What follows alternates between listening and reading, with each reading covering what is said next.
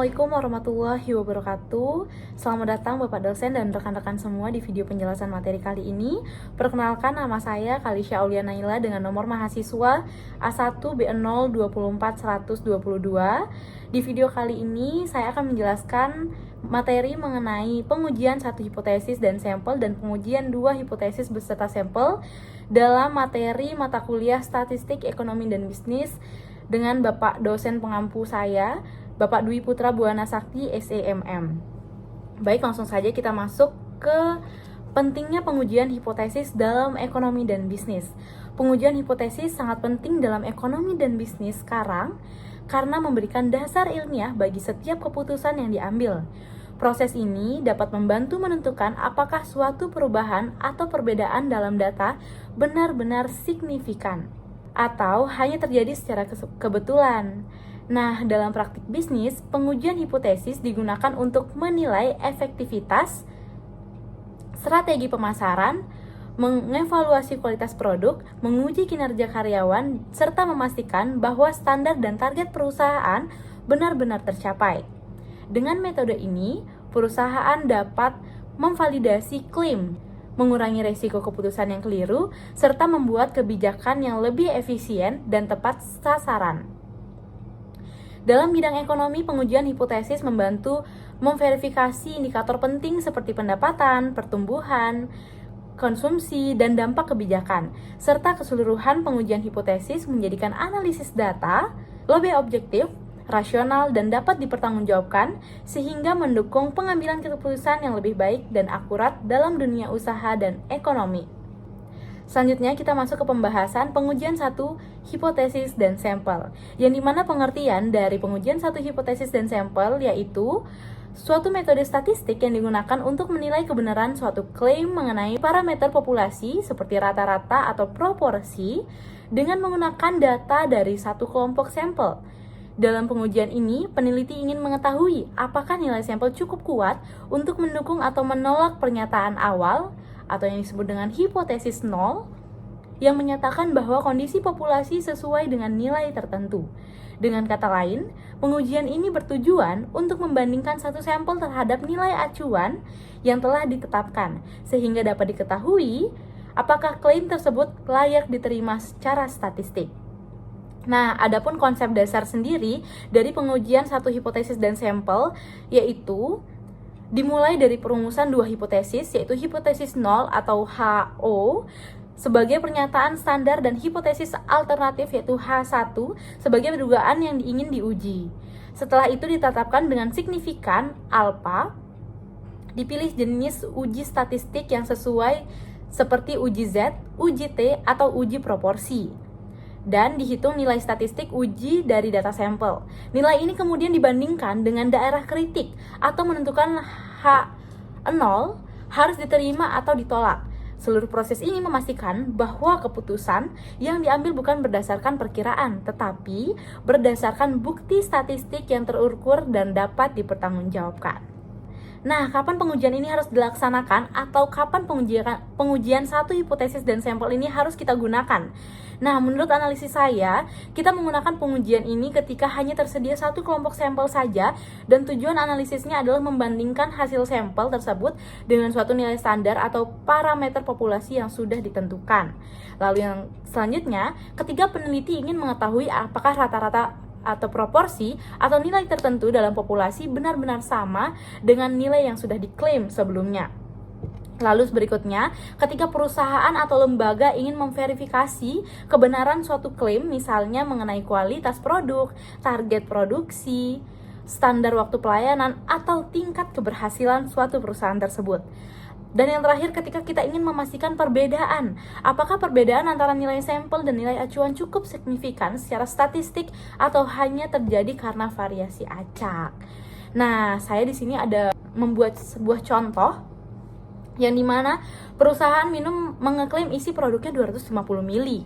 Setelah dilakukan pengukuran terhadap satu sampel produksi, ternyata diperoleh rata-ratanya hanya 246 mili, kurang 4 mili. Untuk mengetahui apakah perbedaan ini benar-benar signifikan atau hanya penyimpangan kecil yang wajar, digunakanlah pengujian satu hipotesis dan satu sampel ini.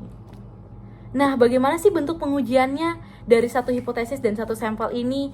Nah, yang pertama, terdapat uji Z1 sampel atau Z1 sample test yang dimana digunakan ketika ukuran sampel besar atau ketika simpangan baku populasi telah diketahui. Dengan rumus sebagai berikut. Nah, yang kedua, ada uji T1 sampel atau T1 sample test yang digunakan ketika ukuran sampel kecil dan simpangan baku populasi tidak diketahui sehingga menggunakan simpangan baku sampel. Lalu yang ketiga atau yang terakhir, terdapat uji proporsi satu sampel atau one sample proportion test yang dimana digunakan ketika ingin menguji proporsi populasi berdasarkan satu sampel. Nah, rumus-rumusnya juga sudah tertera di layar rekan-rekan semuanya. Nah, sekarang mengapa sih pengujian satu hipotesis dan satu sampel itu penting? Yang pertama, membantu memastikan apakah nilai sampel benar-benar mencerminkan standar atau klaim yang ditetapkan sehingga hasil analisis tidak menyesatkan. Lalu selanjutnya, dapat menunjukkan apa sih selisih atau apakah selisih antara nilai sampel dan nilai acuan memiliki makna statistik bukan sekedar kebetulan dari variasi data. Lalu selanjutnya, dapat mendukung pengambilan keputusan yang lebih objektif, terukur, dan bebas dari penilaian subjektif semata. Selanjutnya, menjaga konsistensi kualitas kinerja dan keandalan data dalam proses evaluasi suatu produk, layanan, atau kebijakan. Lalu dapat mengurangi potensi kesalahan analisis yang dapat berdampak pada strategi bisnis, perencanaan, maupun kebijakan organisasi. Dan yang terakhir, dapat memberikan landasan yang kuat untuk menilai apakah strategi, program, atau klaim tertentu layak dipertahankan atau dapat diperbaiki. Nah, di sini juga terdapat contoh di bidang kehidupan nyata. Yang pertama di bidang bisnis atau produksi dengan contoh perusahaan minuman menerapkan standar isi 250 ml setelah mengukur satu sampel produksi. Rata-ratanya hanya 247 mili. Untuk memastikan apakah selisih ini signifikan atau tidak, dilakukan pengujian satu sampel. Hasilnya menentukan apakah kualitas produksi perlu diperbaiki atau tidak. Lalu yang selanjutnya di bidang pendidikan, yaitu sekolah mengklaim rata-rata nilai kelulusan siswanya adalah 80. Ketika satu sampel data diambil, rata-ratanya hanya 77. Digunakanlah pengujian satu sampel untuk menilai apakah nilai tersebut benar-benar di bawah standar atau hanya kebetulan. Nah, hasilnya dapat membantu sekolah mengevaluasi proses pembelajaran. Lalu selanjutnya ada di bidang kesehatan. Pemerintah daerah mengeklaim pendapatan masyarakat rata-rata 4 juta rupiah per bulan. Sampel data menunjukkan hanya 36 juta. Pengujian satu sampel dilakukan untuk menentukan apakah klaim tersebut benar akurat dan menjadi dasar evaluasi kebijakan ekonomi. Nah, pada bagian sebelumnya, pada bagian yang tadi kita sudah membahas nih bagaimana sih pengujian satu hipotesis dan satu sampel digunakan untuk menilai kesesuaian antara data sampel dengan nilai acuan yang telah ditetapkan. Pemahaman ini menjadi dasar penting sebelum kita melangkah ke analisis yang lebih luas. Selanjutnya, pembahasan akan diarahkan pada pengujian dua hipotesis dan dua sampel, yaitu metode yang digunakan untuk membandingkan dua kelompok data dan menentukan apakah perbedaan di antara keduanya memiliki signifikan secara statistik. Materi ini sangat penting tentunya ketika peneliti atau praktisi ingin menilai efektivitas dua metode, membandingkan dua kelompok populasi, atau mengevaluasi perbedaan kinerja secara lebih menyeluruh. Baik, kita selanjutnya beralih ke materi yang selanjutnya, yaitu pengujian dua hipotesis dan dua sampel. Apa sih artinya pengujian dua hipotesis dan dua sampel? Jadi yang dimana pengujian dua hipotesis dan dua sampel adalah metode statistik yang digunakan untuk membandingkan dua kelompok data guna menentukan apakah terdapat perbedaan yang signifikan di antara keduanya. Jadi membandingkan dua kelompok dan mengetahui apakah keduanya ini memiliki signifikan atau kesamaan. Kayak itu ya rekan-rekan. Dalam pengujian ini, hipotesis 0 menyatakan bahwa kedua kelompok tidak memiliki perbedaan, sedangkan hipotesis alternatif menyatakan adanya perbedaan. Pengujian dua sampel digunakan ketika peneliti ingin menilai efektivitas dua metode, membandingkan dua populasi atau mengevaluasi kondisi yang berbeda secara objektif. Nah, apa saja sih jenis pengujian dari dua sampel? Di sini terdapat 4 jenis pengujian, 2 hipotesis dan 2 sampel. Yang pertama ada uji Z2 sampel, digunakan ketika sampel besar, variasi populasi telah diketahui, dan ingin membandingkan dua rata-rata populasi yang besar atau terstandarisasi. Lalu selanjutnya ada uji T2 sampel independent, yang dimana digunakan ketika sampel kecil, variasi populasi tidak diketahui, dua kelompok tidak saling berhubungan atau yang disebut dengan independen, lalu ingin membandingkan dua rata-rata dari dua kelompok yang berbeda. Dengan rumus-rumus sudah tertera di layar rekan-rekan sekalian. Dan yang ketiga ada jenis uji T berpasangan atau pretest. Digunakan ketika data berasal dari subjek yang mana pada dua waktu atau kondisi ingin melihat perubahan sebelum dan sesudah dan fokus analisis pada selisih tiap pasangan data. Dan yang terakhir ada uji Z2 proporsi yang digunakan ketika membandingkan dua proporsi persentase. Lalu ketika sampel besar dan variabel berbentuk kategori, ya atau tidak, contohnya atau berhasil atau gagal. Sekali lagi, rumus-rumusnya sudah tertera di layar rekan-rekan semua. Nah, konsep dasar dari pengujian dua hipotesis dan dua sampel tersebut yaitu digunakan untuk membandingkan dua kelompok data apakah memiliki perbedaan yang signifikan, yang seperti saya jelaskan pada awal tadi, lalu menetapkan hipotesis 0 sebagai kondisi bahwa kedua kelompok tidak berbeda, dan menetapkan hipotesis alternatif sebagai dugaan bahwa terdapat perbedaan. Lalu menggunakan statistik uji seperti Z-test atau T-test untuk mengevaluasi perbedaan rata-rata proporsi. Dan yang terakhir untuk menentukan keputusan berdasarkan apakah hasil uji berada dalam daerah tolak atau tidak. Nah, di sini saya memiliki contoh kasus nih rekan-rekan sekalian. Contoh kasus pengujian dua hipotesis dua sampel, yang dimana sebuah perusahaan ingin mengetahui rata-rata waktu pelayanan di cabang yang A berbeda dari cabang yang B. Diperoleh data sebagai berikut. Di cabang A, N-nya 25 dengan rata-rata 15 menit dan simpang baku atau S-nya sekitar 4 menit. Lalu di cabang yang B, N-nya terdapat 30, rata-rata 13 menit dan simpangan baku 3 menit. Bagaimana cara mengeksekusi atau penyelesaian dari soal kasus tersebut?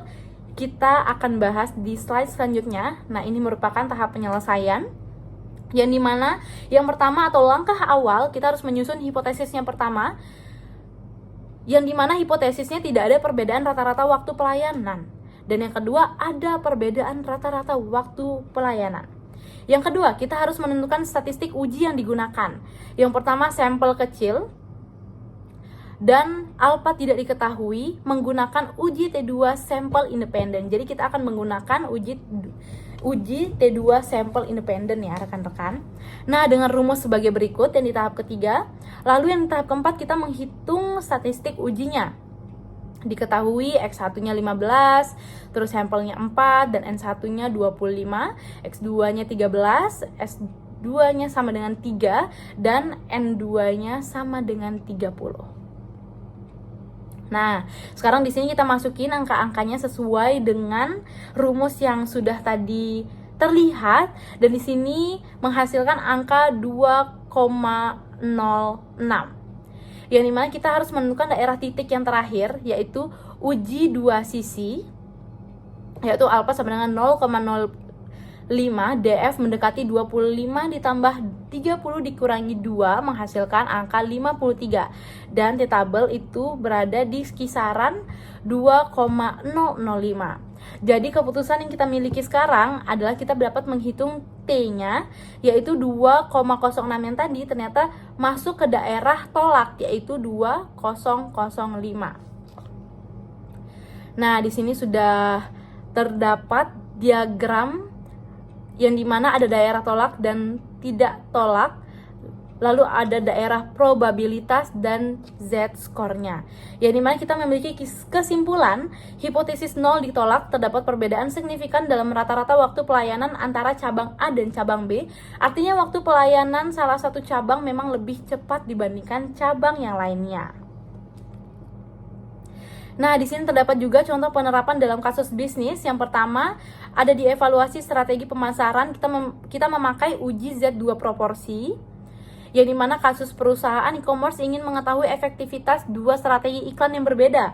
Iklan A ditampilkan kepada 200 orang dan terdapat 120 pembeli, iklan B ditampilkan kepada 220 orang dan terdapat 100 orang pembeli. Tujuan perusahaan adalah memastikan apakah iklan A benar-benar lebih baik dari iklan B dalam penarikan pembelian. Nah, apa sih manfaatnya dari bisnis tersebut? Manfaat dari bisnis tersebut bisa menjadi dasar dalam memilih strategi pemasaran yang paling efektif dan efisien untuk meningkatkan penjualan. Lalu ada contoh yang kedua dalam penerapan kasus bisnis, yaitu perbandingan produktivitas cabang.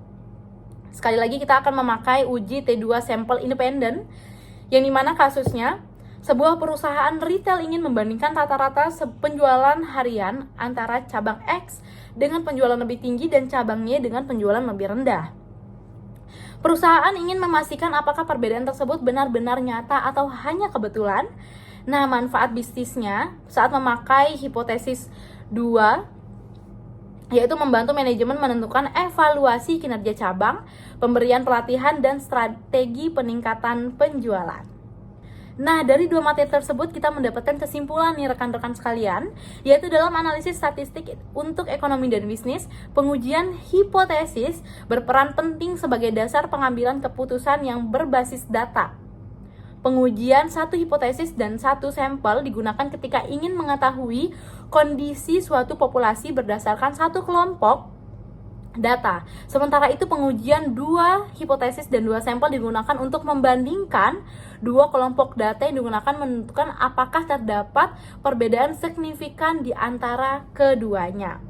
Lalu melalui proses penyusunan hipotesis, pemilihan uji statistik yang sesuai seperti Z-test atau T-test, serta interpretasi hasil berdasarkan daerah tolak dan tidak tolak. Pengujian hipotesis membantu menilai efektivitas strategi, mengevaluasi kinerja, dan mengoptimalkan kebijakan dalam ruang lingkup bisnis dan ekonomi. Lalu di sini keduanya sangat penting diterapkan dalam bisnis. Misalnya, saat teman-teman berada di kondisi tertentu dan harus menilai keberhasilan strategi pemasaran, harus membandingkan kinerja cabang atau suatu produk, mengukur kepuasan atau perilaku konsumen, dan mengurangi resiko kesalahan dalam keputusan manajerial. Dengan demikian, seluruh tahapan analisis ini memberikan fondasi yang kuat bagi organisasi untuk mengambil keputusan yang lebih akurat, objektif, dan dapat dipertanggungjawabkan secara ilmiah. Nah, itu saja teman-teman terkait materi pengujian hipotesis. Semoga penjelasan yang saya jelaskan bermanfaat bagi rekan-rekan semua. Terima kasih. Wassalamualaikum warahmatullahi wabarakatuh dan see you. Thanks for watching.